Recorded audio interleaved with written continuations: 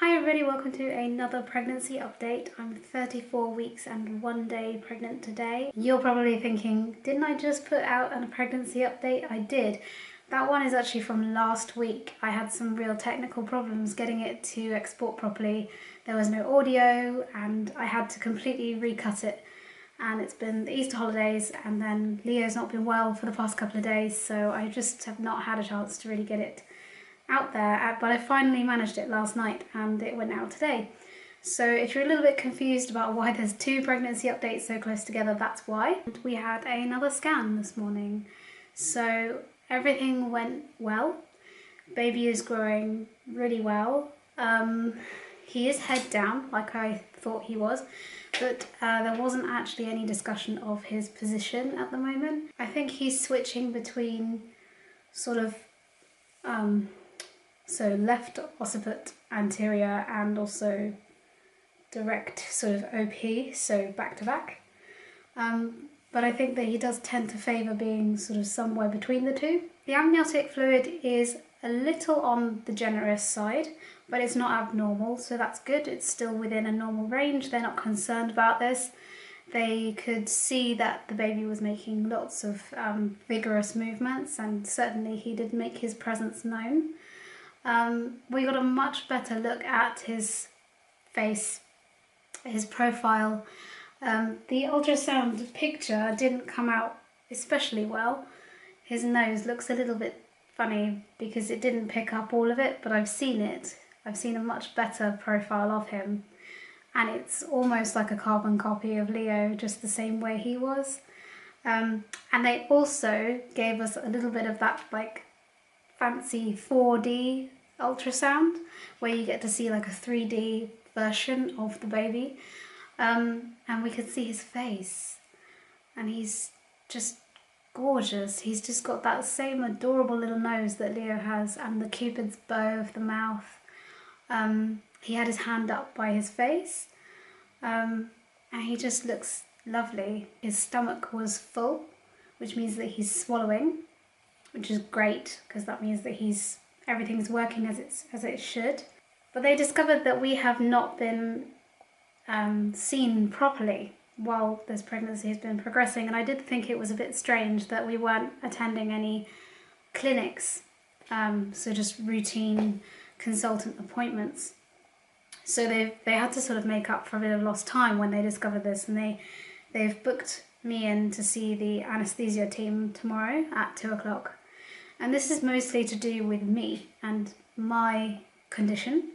Myotonic dystrophy really doesn't affect me very much, but I need to see an anaesthesiologist because of the way that anaesthesia behaves with your muscles, in particular heart. So general anaesthetic is considered more risky for people who have myotonic dystrophy. If there was an emergency and I needed a particular kind of anaesthesia, then they would like to have a plan in place before that emergency happens.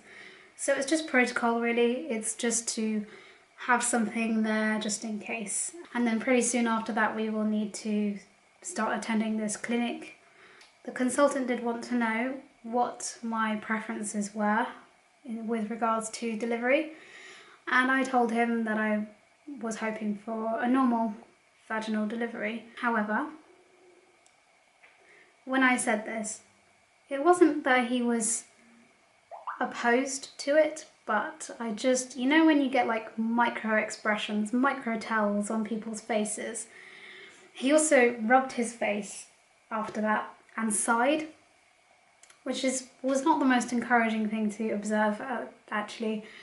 I think he was rather hoping that I was going to go for an elective cesarean because it would make things easier, simpler for them.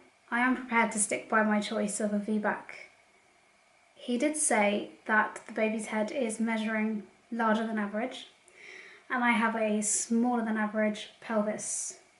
So he would predict my success at having a VBAC to be lower than the average woman, and that if I was to go overdue, I would have to consider the options available, such as induction. Induction of labour, especially if the baby is not positioned well in the pelvis, if he hasn't come down enough into the pelvis, can actually increase the chance of uterine rupture during a VBAC delivery. It's still quite a small risk, but it is a heightened risk nonetheless. Or, you know, would I prefer to go for an elective cesarean should I go overdue? And that's kind of like, well, what's the lesser of two evils? So that's something that I need to think about. At no point does he say, but you know, the pelvis isn't a fixed structure, and neither is the baby's head. So my baby's head should, in theory, be able to mould itself through my pelvis. My pelvis will also flex and actually make room for the baby passing through. He mentioned something about if it takes too long, you know, we'd want to do a cesarean. If it takes too long is what, 24 hours? We all know that labour can take a long time. It can also take like half an hour. There are records of it taking, you know, a very short amount of time. They will want to monitor me closely. I don't like the idea of this. Even just being in the hospital there for the appointment is stressful. I feel stressed and tense because I'm prepared to fight. I just don't know how I'm supposed to stay relaxed in a hospital where I'm put on a clock and I'm being watched and monitored and told that if I don't progress quickly enough, I will end up with repeat major abdominal surgery that can interfere with bonding with baby, with breastfeeding, with just generally being up and mobile. It has longer term risk factors to consider, the higher risk of death, which is, you know, it sounds a bit sensational, but it is true. We also had to see a neonatologist. She was a very nice lady from the neonatal team, and she discussed with us the kind of care that babies like ours might need when he's born. Because myotonic dystrophy is so unpredictable in the way that it will affect individuals, this is a spectrum of care options. She did give us the worst case scenario, which would be intubation for breathing, put on a ventilator with an NG tube into his stomach so that he can feed, because some babies who are not particularly, where their muscles don't work properly, they sometimes don't swallow particularly well. There was a lot to discuss, and it's good to have the knowledge. What's also good to know is that there is a chance, based on what they've observed, that he actually won't be too badly affected.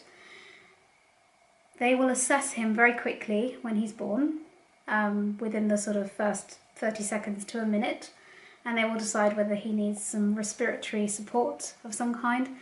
This can happen to normal babies as well. Sometimes they just need a little extra help to get going, and then from that point they would need to observe him for a minimum period of 48 hours in the neonatal unit to just continue to look at him and see how he's doing. It could be that he breathes well by himself, that he continues to do so, that he feeds well by himself, and we can go home after 48 hours. That's the best case scenario for us, is that things progress normally. Obviously the worst case scenario is he doesn't breathe by himself, he needs a lot of support and a lot of care.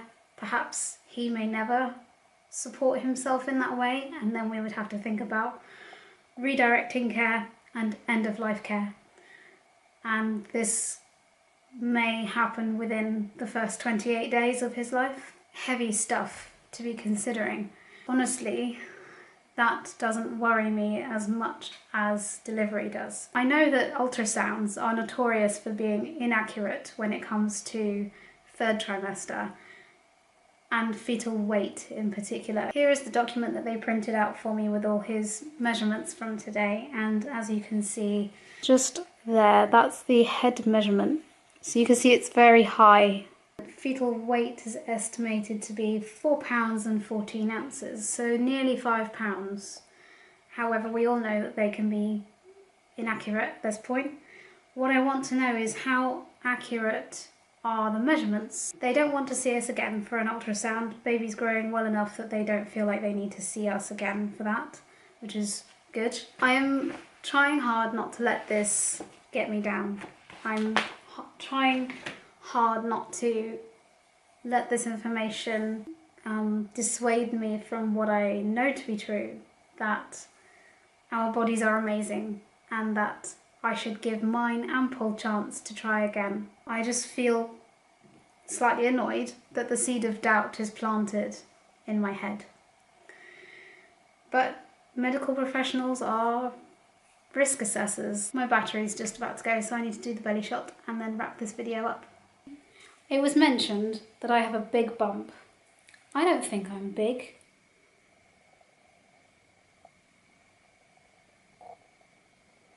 I think I'm quite normal. Perhaps it just looks big on me. Well, I don't think I'm, like, enormous yet. I think they think that you're going to have a big, fat, strong baby. A big, fat, strong baby? Yeah. Maybe. They don't think Mummy can push him out. Well, you can. Thanks. I think I can too. Anyway, 34 weeks. Nearly there now. So I hope you have enjoyed watching my 34-week update. If you have any comments or questions, do just leave them in the comments section below and I will get back to you another time. Thanks for watching. Bye.